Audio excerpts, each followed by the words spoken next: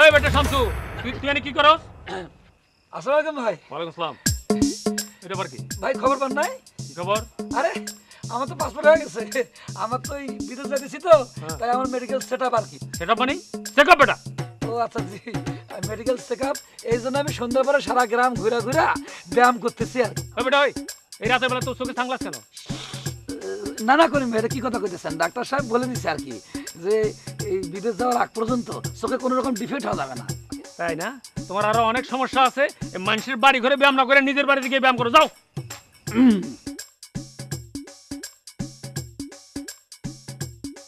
না ঠিক আছে করিম ভাই, ওটাও ঠিক আছে, কিন্তু কথা হচ্ছে যে আপনি মনে হয় আমারে অপমানটা বেশি করে ফেললেন। করা আরো বেশি করা তোমার জন্য দরকার, বুঝছো? এনে বুঝকি মারছো তোকে। না ঠিক আছে যাইতেছি, কিন্তু একটা কথা মনে রাখেন করিম ভাই, গ্রামে কিন্তু আমার লোক 10-12 জন একসাথে ঘুরে ভাই নাকি? কি তোমাদের বর্ধন কি আছে? ঠিক আছে করিম ভাই, আপনি তো মুরব্বী মানুষ, আমি জিনিসটাকে অপমান হিসেবে নিলাম না। রাইতে বেলা কেউ দেখেও নাই, তাই না? তোমাকে মান অপমান আছে নাকি? যাও। না ঠিক আছে, যাও। আর ঠিক আছে মাফ করে দিলাম আর কি। আচ্ছা কাজটা মনে হয় ভালো হয়েছে। আর যেন এবারে 30 মানে তোরা না দেখি।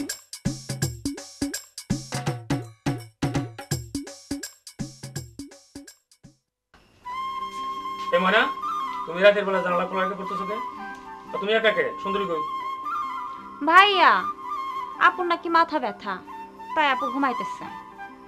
এই জন্যই তো পরীক্ষা পাস করে না, খালি ফেল করে। কি হয়েছে বাবা করিম? চাচি কোয়েন না, ওই যে শামসুই আছে না, এটা ফাউলের ফাউল। হে আইসে এখানে ঘুরে ঘুরে করতেছে, জানালা দিয়ে কুচকি দিতেছে। আরে ওই স্যারের চাল চলন আমারও পছন্দ না। এই শুনলাম বলে বিদেশ যাবো। আর বিদেশ গেছে। ওই গত কয়েক বছর ধরে তো এই কাহিনী শুনতাছি। এর মধ্যে বাপের 2 বিঘা জমি বেচা শেষ। কি কও? ও চাচি, এই যে দাও, বাজারটা লোন আর 50 টাকা উঠছে। বাবা, তুমি আমাকে সংসার লেগে যা করতেছো, আমার আপন পোলা হইলেও করতো না। কি যে কন্যা চাচি, তো আমি আপনার পোলার মতো না। পোলার মতো না, পোলার চেয়েও বেশি। হ্যাঁ যাও আজকে না চাচি, আরেকদিন। এই জানাটা বন্ধ করে দাও। আসসালামু আলাইকুম চাচি।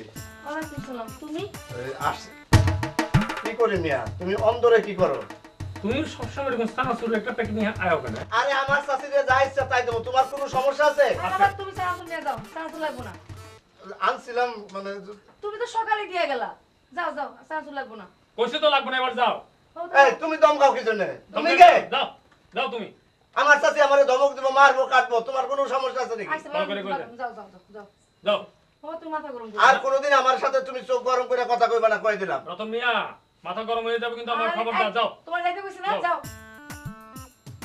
কিছু না, সবসময় খালি একটা দুইটা সানাসুরের প্যাকেট হাতে নিয়ে চলে তুমি আসে। এমন মাথা গরম করো কেন? আরে আমি বুঝতেছি না, এই লোকটার কি বয়স বাড়তেছে না কমতেছে? হ্যাঁ, মাথা গরম করো না, যাও।